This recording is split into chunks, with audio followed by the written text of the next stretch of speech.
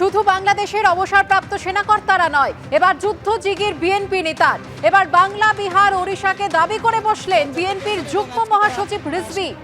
বাংলাদেশ নাকি সর্বোচ্চ প্রযুক্তি ব্যবহার করে, এমনটাই দাবি বিএনপি নেতার। জল, স্থল, আকাশ পথে দিল্লিকে রুখতে প্রস্তুত বাংলাদেশ, এমনটাই দাবি করেছেন রুহুল কবির রিজভী। বিদেশ সচিব পর্যায়ের বৈঠকের আগের দিন উস্কানি বিএনপি নেতার। শুধু বাংলাদেশের অবসরপ্রাপ্ত সেনাকর্তারাই নয়, এবার যুদ্ধজিগির বিএনপি নেতার। বাংলা, বিহার, ওড়িশাকে এবার দাবি করে বসলেন বিএনপির যুগ্ম মহাসচিব রিজভী। বাংলাদেশ নাকি সর্বোচ্চ প্রযুক্তি ব্যবহার করে, এমনটাই দাবি করেছেন বিএনপি নেতা। জল, স্থল, আকাশ পথে দিল্লিকে রুখতে প্রস্তুত রয়েছে বাংলাদেশ, এমনটাই দাবি রুহুল কবির রিজভী। বিদেশ সচিব পর্যায়ের বৈঠকের আগের দিন উস্কানি দিলেন বিএনপি নেতা। গতকালই কলকাতা ইসকনের ভাইস প্রেসিডেন্ট রাধারমন দাস যে ভিডিও পোস্ট করেছিলেন, যেখানে দেখা গিয়েছিল ঢাকায় ভারত বিরোধী মিছিল, যেখানে বাংলাদেশের প্রাক্তন সেনাকর্তারা তারা হুঁশিয়ারি দিয়েছিলেন যে 4 দিনের মধ্যে কলকাতা দখল করবেন তারা। ভারত তো দূরের কথা, আমেরিকার তার সামনে টিকতে পারবে না, এমনটাই হুঁশিয়ারি দিয়েছিলেন তিনি। আর এবার যুদ্ধজিগির বিএনপি নেতার। পার্শ্ববর্তী দেশ প্রতি পদে পদে প্রতি মুহূর্তে তারা নাশকতার বিভিন্ন প্রচেষ্টা তারা চালাবে।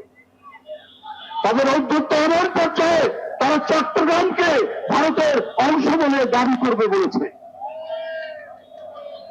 এই পরিমাণ তাদের অভ্যুত্থ গেছে। তো আমরা আমাদের মিলিত শক্তি, তারুণ্যের শক্তি নিয়ে আমরা এটাই বলবো যে ঠিক আছে, তোমরা যদি চট্টগ্রাম দাবি করবে কি কারণে, তোমরা যদি ওইটা দাবি করতে পারো তাহলে আমরাও দাবি করব আমাদের নবাব সিরাজউদ্দৌলার বাংলা, বিহার, উড়িষ্যা ফেরত দাও আমাদেরকে ওইটা ফেরত দিতে হবে। আমরা ওইটার জন্য দাবি করছি।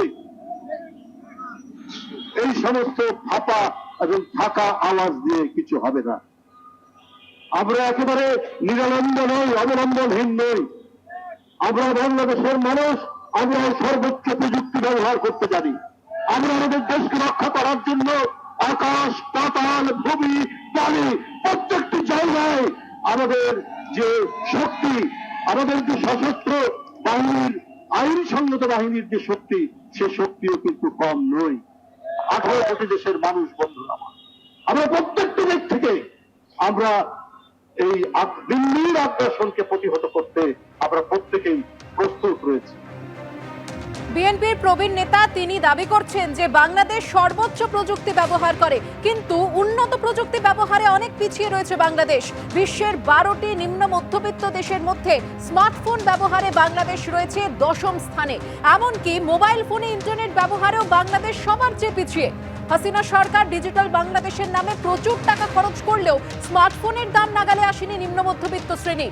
এই শ্রেণীর মানুষের মধ্যে স্মার্টফোনের চাহিদাও তৈরি করা যায়নি। এ নিয়ে আমরা কথা বলবো। আমাদের প্রতিনিধি রাজর্ষি দত্তগুপ্ত রয়েছেন আমাদের সঙ্গে সরাসরি। রাজর্ষি, বিএনপি নেতা তিনি দাবি করছেন যে বাংলাদেশ নাকি সর্বোচ্চ প্রযুক্তি ব্যবহার করে, অথচ তাদেরই সংবাদপত্রের মাধ্যমে আমরা যে তথ্য জানতে পারছি যে উন্নত প্রযুক্তি ব্যবহারে বাংলাদেশ বহু পিছিয়ে। আসলে তোমাকে বলবো যে সার্বিকভাবে একটা বিভ্রান্তিকর পরিস্থিতি এবং অবস্থা তৈরি করার চেষ্টা চলছে বাংলাদেশে, এরকমটাই রাজনৈতিক বিশ্লেষকরা দাবি করছেন। কারণ যা ঘটনা ঘটছে এবং যা বাস্তব, এই দুটোর মধ্যে কিন্তু অনেক রকম ফারাক রয়েছে, ব্যবধান রয়েছে। যেমনটা তুমি বললে যে বিএনপি নেতা হুমকির সুরে ভারত বিরোধী কথা বলছেন, ভারতকে হুমকি দিচ্ছেন উন্নত প্রযুক্তি বাংলাদেশ ব্যবহার করে, উন্নততর প্রযুক্তির ব্যবহারের মাধ্যমে বাংলাদেশ এখন সর্বোচ্চ স্থানে রয়েছে, যে কোনো মুহূর্তে বাংলাদেশ ভারতবর্ষের মুখোমুখি হতে পারে।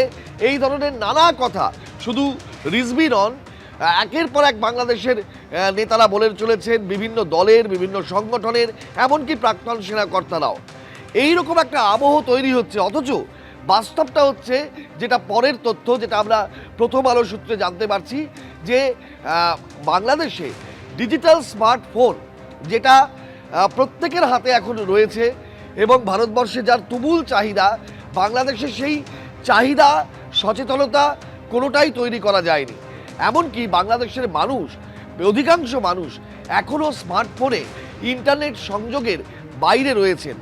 এই ডিজিটাল ফোন ব্যবহার করা, তার চাহিদা তৈরি করা, সচেতনতা ডিজিটালি বৃদ্ধি করা, এই কোনোটাই বাংলাদেশে হয়নি। এবং নিম্নবিত্ত দেশগুলোতে ইন্টারনেট সংযোগযুক্ত স্মার্টফোন ব্যবহারে বাংলাদেশের স্থান 10ম স্থানে, অর্থাৎ একেবারে নিচের দিকে। অথচ মুখে বলা হচ্ছে যে বাংলাদেশ উন্নত থেকে উন্নততর প্রযুক্তি ব্যবহার করছে, বাংলাদেশ প্রযুক্তিতে বিভিন্ন ক্ষেত্রে সর্বোচ্চ স্থানে রয়েছে, কিন্তু তা আদপেই নয়।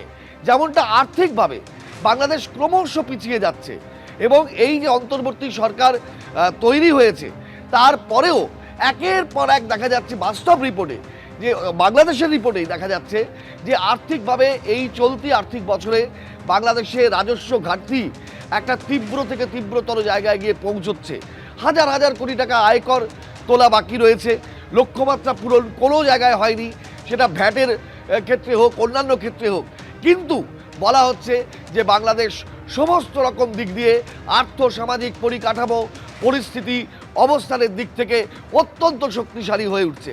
অর্থাৎ একটা সার্বিকভাবে বিভ্রান্তি তৈরি করা হচ্ছে বাংলাদেশের মানুষকে। এরকম বিভ্রান্তিকর একটা পরিস্থিতির মধ্যে ঠেলে দেওয়া হচ্ছে, তাদেরকে একটা এমন একটা আবর্তের মধ্যে রাখা হচ্ছে যেখানে বাংলাদেশ মারাত্মক শক্তিশালী বলে বর্ণনা করা হচ্ছে। বাস্তবে ভারত বিরোধিতার ক্ষেত্রে দাঁড়িয়ে তারা কিন্তু ক্রমশ আর্থিকভাবে, সামাজিকভাবে এবং অন্যান্য বিভিন্ন ক্ষেত্রে দুর্বলতর জায়গায় গিয়ে পৌঁছচ্ছে। ধন্যবাদ রাজস্বী।